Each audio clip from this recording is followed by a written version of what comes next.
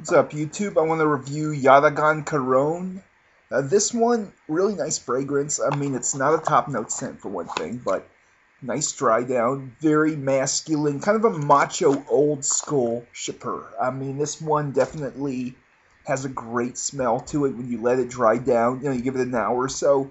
It's classified as an Oriental shipper. That's what the manufacturer says. Now, Fragrantica can put it in different categories, but it really has that very drier, kind of mossy Shapir feel.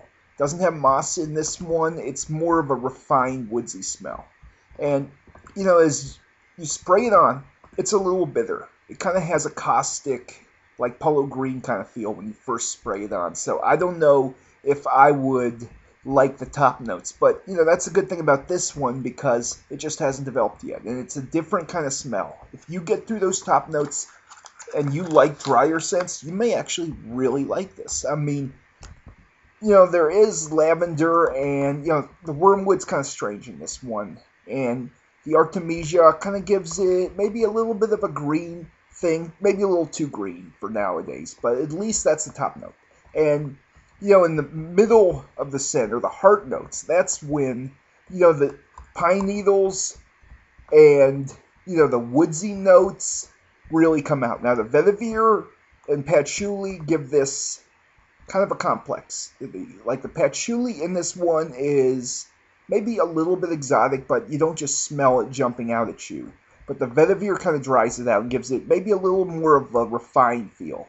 And then in the base, this is where the leather really comes in. And people have compared this to Caron by Antonio Puig. This one is kind of along the lines to a lot of people, but this is way better.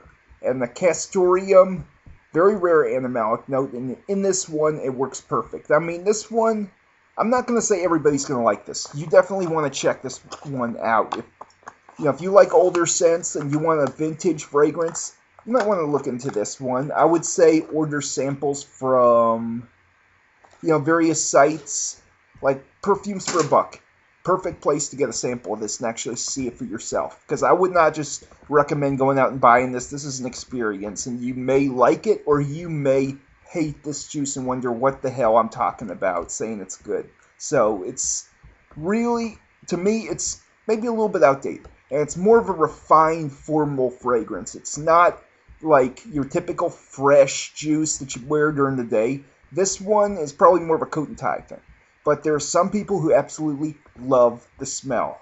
And the dry down in this is very complex. It's not sweet.